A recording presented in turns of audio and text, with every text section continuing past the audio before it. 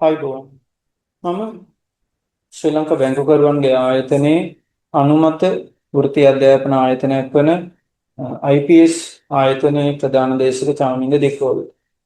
මම අද සූදානම් වෙන්නේ ඔයාට ශ්‍රී ලංකා බැංකුකරුවන්ගේ ආයතනයේ ආරම්භක පාඨමාලාවක් වන ඩිප්ලෝමා අධීර තියෙන පාඨමාලාවට කොහොමද මීට කලින් IABA අධීරයේ හිටපු සිසුන්ට යම් විෂයන් ප්‍රමාණයක් සමත් වෙච්ච කෙනෙක්ට ඩිප්ලෝමා අධීර DBA කියන ලෙවල් එකට ට්‍රාන්ස්ෆර් වෙන්න එහෙම නැත්නම් මාරු වෙන්න පුළුවන් පදනම කොයි වගේද මොන වගේ විෂයන් සමත් වීම නව ඩිප්ලෝමා අධීරයේ නිදහස් වීමක් ලබා ගන්න පුළුවන්ද කියන එක තමයි පැහැදිලි කරන්න යන්නේ.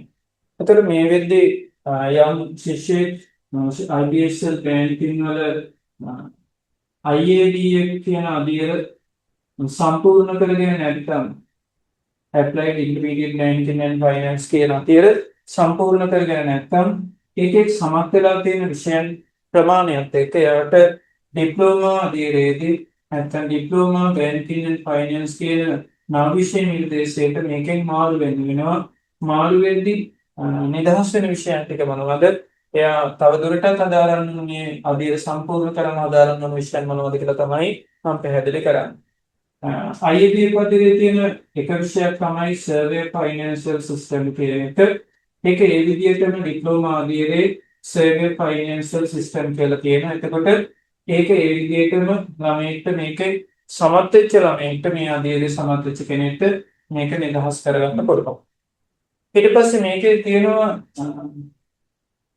banking law banking and finance law කියලා සබ්ජෙක්ට් එකක් ඒක කම්පල්සරි සබ්ජෙක්ට් එකක් ඒක සමත් වෙච්ච කෙනෙක්ට මේකේ principle of law කියලා සබ්ජෙක්ට් එකක් තියෙනවා ඒක රිලීස් කරගන්න නැත්නම් නිදහස් කරගන්න පුළුවන්.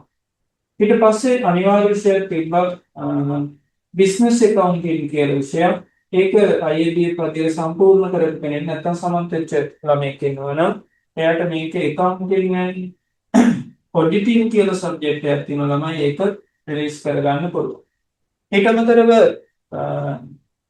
මේ අධීරයේ තියෙන ප්‍රධාන විෂයක් තමයි නැත්නම් කම්පල්සරි සබ්ජෙක්ට් එකක් විදිහට තියෙනවා commercial banking කියලා. ඒක සමත් වෙච්ච කෙනෙක්ට කෙලින්ම මේ DBA level එකේ විෂයක් නිදහස් කරගන්න බෑ. මේ විෂයත් එක්ක non banking finance කියන optional subject එක සමත් වෙලා තියෙනවා නම් මේ දෙකම සමත් වෙච්ච ළමයෙක් විතරක් මේකේ banking and non banking finance කියන subject එක රිලීස් කරගන්න පුළුවන්. ඒ තමයි විශේෂ අවස්ථාවක්. එක විෂයක් නිදහස් කරගන්න විෂයන් දෙකක් සමත් වෙන්න ඕන එක් විශේෂ අවස්ථාවක්. ඊට පස්සේ ඔය මේ අධීරයේදී ඔප්ෂන් මේ කම්පල්සරි සබ්ජෙක්ට් අතර ඔප්ෂන් සබ්ජෙක්ට් එකක් විතර දෙන non banking finance කියන තිබ්බේ FCM කියලා ඔප්ෂන් සබ්ජෙක්ට් එකක් තියෙන ඒක සමත් වෙලා තියෙනවා නම් ඒ අධීරයේදී මේකේ ඔප්ෂන් සබ්ජෙක්ට් එකක් විදිහට තියෙන FCM මේක අර කිව්වා වගේ ඔයාලට නිදහස් කරගන්න පුළුවන්. ඊට අමතරව ඔප්ෂන් සබ්ජෙක්ට් එකක් විතර ඉකොන් කියලා සබ්ජෙක්ට් එකක් තිබුණා මේ අධීරයේදී විෂයන් 6යි සමත් වෙන්න තිබ්බේ. ඒතර මේ කම්පල්සරි සබ්ජෙක්ට් එක ඔප්ෂන් සබ්ජෙක්ට් හතරක් තිබුණා. ඒ හතරෙන් ඉකොන් ඔයා හදාරලා සමත් වෙලා තියෙනවා නම් මේකේ ඉකොන් කියන සබ්ජෙක්ට් එක ඔයාට නිදහස් කරගන්න පුළුවන්. ඊට අමතරව maths stats සබ්ජෙක්ට් එකක් තිබුණා ඔප්ෂන් සබ්ජෙක්ට් එකක් විදිහට. ඒක ඔයා සමත් වෙලා තියෙනවා නම් මේ IABF කියන අධීරයේදී ඔයාට DBF කියන level එකට transfer වෙන්නේ ඒකේ QT quantitative technique කියලා සබ්ජෙක්ට් එකක් තියෙන මේක රිලීස් කරගන්න පුළුවන්. ඒතර ඔයා මෙන්න මේ තියෙන ප්‍රධාන විෂයන් හතරට අමතරව වෛකල්පිත නැත්නම් ඔප්ෂන් සබ්ජෙක්ට් හතරක් තිබුණා. මේ හතරෙන් දෙකක් තමයි සමත් වෙන්න තිබ්බේ. මේ අධීරයේදී විෂයන් 8න් 6ක් සමත් වෙන්න තිබුණා. මේක සම්පූර්ණ කරගන්න. එතකොට ඒක ඇතුළේ යම් විෂයන් ප්‍රමාණයක් සමත් වෙලා තියෙනවා නම් ඒ විෂයන් ටික මේක නිදහස් කරගන්න පුළුවන් විදිය තමයි මම මේ පැහැදිලි කරේ. ඒතර මේ ඩිප්ලෝමා ලෙවල් එකේ ඔයාට සමේ නිදහස් කරගෙන ඉතුරු විෂයන් මොනවද කියලා මම දැන් පැහැදිලි කරනවා මේකත් එක්ක. මේ ඩිප්ලෝමා ලෙවල් එකේ විෂයන් වලින් එයාලා සෙමෙස්ටර් දෙකකට කඩලා තමයි පැහැදිලි කරන්නේ. DBF එකේ semester 1 semester 2 කියලා දෙකකින් යන්නේ.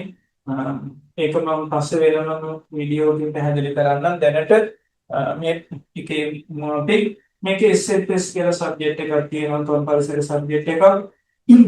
BMBA කියලා සබ්ජෙක්ට් එකක් තියෙනවා. ඊළඟට accounting and auditing කියලා සබ්ජෙක්ට් එකක් තියෙනවා.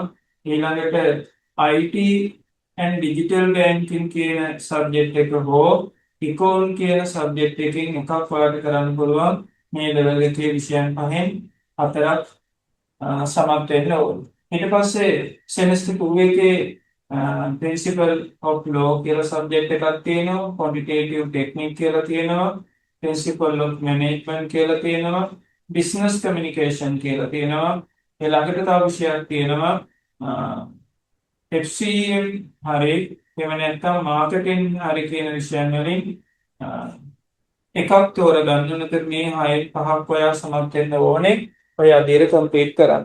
එතකොට යම් ශිෂ්‍යයෙක් මේ අධීරයෙන් මේ කියන විෂයන් සමත් වෙලා තියෙනවා නම් ඒවා ඩිප්ලෝමා ලෙවල් එකේ මේ තියෙන අධීර දෙකේදී ඒ ටික නිදහස් කරගෙන මේ අධීර සම්පූර්ණ කරලා නෙමෙයි මේ අධීරයට යන්න තියෙන්නේ. ඔයාට මේ තියෙන බකට් එකේ තියෙන නැත්නම් මේ තියෙන විෂයන් 11න් 9ක් සමත් වෙන්න ඕන. උදාහරණයක් විදිහට ඔයා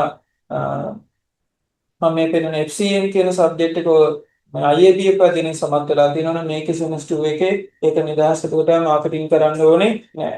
ආයි මේකේ econ කියන සබ්ජෙක්ට් එක සමත් වෙලා තියෙනවා නම් IT digital banking ඔය econ තියෙන. ඒතර ඔය දෙකෙන් එකක් ඔයා මේ කරන්න ඕනේ ඔප්ෂන් එකක්. විතර econ සමත් වෙලා තියෙනවා කියන්නේ මේක කරන්න ඕනේ නෑ. ඒතර සමත් වෙච්ච විෂයන් මේකෙදි නිදහස් වෙනවා. විශේෂත්වය තමයි මේක විෂයන් 6කින් මේ අධීර කම්ප්ලීට් කරන්න දීපු අවස්ථාව මේක විෂයන් 9කට ගිහිල්ලා තියෙනවා. ඒකින්ද සමහර ළමයිට මේක එක විෂයක් නිසා මේ අධීර සම්පූර්ණ කරගන්න බැරි වෙච්ච කෙනෙක්ට මේ අධීරට එද්දී විෂයන් 4ක් හෝ 5ක් කරන්න වෙනවා. මොකද මෙතන ඔයා සමත් වෙලා තියෙන විෂයන් 5යි නම් ඒ 5න් මෙතනින් නිදහස් වෙන්නේ 4යි ළමයි. එතකොට ඉතුරු විෂයන් 5ක් ඔයාට මුලින් ඉඳන් කරන්න වෙනවා. එහෙම පොඩි ගැටලුවක් තියෙනවා. මේ දෙක ඇරුණාම ඔයා මෙතන විෂයන් 3කුයි මෙතන වෙන විෂයන් දෙකක් සමත් වෙලා තියෙනවා නම් ඔයාට අවස්ථාවක් තියෙනවා මේක විෂයන් 5ක් නිදහස් කරගන්න. ඒ කියන්නේ 9න් අඩුම ඔයාට මේ ලෙවල් එකේ ඔයා තෝරගත්ත විෂයන් ඇතුලේ විෂයන් අඩුම තරමින් 4ක් හෝ 5ක්වත් කරන්න වෙනවා මේ ඩිප්ලෝමා අධීර සම්පූර්ණ කරගන්න. පැහැදිලි වෙන්නේ නැති මම හිතන විදිහට කෙනෙක්ට මේ IABF අධීරින් DBF level එකට එන්නේ කොහොමද කියන එක දැනට IABF level එකෙන් විෂයන් අදාළ මේ අවසන් වෙච්ච ළමයෙක් නම් ඔයාට ඩිප්ලෝමා level එකට ට්‍රාන්ස්ෆර් කරගන්න myabsl කියන වෙබ්සයිට් එක වාගේ ප්‍රොෆයිල් එකට ගිහින් ඒකෙන් ට්‍රාන්ස්ෆර් කරගන්න තියෙන. ට්‍රාන්ස්ෆර් කරාම ඔටෝමැටිකලි රිලීස් වෙන සබ්ජෙක්ට් මොනවද කියලා පෙන්නනවා. සමහර තැන්වල පොඩි ඉෂුව එකක් තියෙනවා. මීට කලින් අධීර තිබ්බා CBF DBF කියලා ඒකේ සමහර සමත් වෙච්ච විෂයන් නිත නිදහස් වෙන්නේ නැති කතාවක් සමහර සෙෂන් කිව්වා. ඒක බැංකුවරුන්ගේ ආයතනයත් එක්ක කතා කරලා විසඳ ගන්න ඕන එකක්. හරි. ඒත් එක්කම මේ සම්බන්ධයෙන් මොනවා හරි විශේෂ ගැටලුවක් තිබුණොත් හරි අපේ ආයතනයේ පන්ති වලට සම්බන්ධ වෙන කෙනෙක්ට අපේක්ෂාවක් තියෙනවා නම් 070 128 18 කියන දුරකථන අංකයට WhatsApp පණිවිඩයක් එවලා ඔයාලට පුළුවන් අපේ ආයතනයෙන් සම්බන්ධ වෙලා පුළුවන් තරම් මේ ඩිප්ලෝමා අධීර සම්පූර්ණ කරගන්න. එහෙනම් තවත් දවසක හම්බෙමු. සුබ දවසක් වේවා.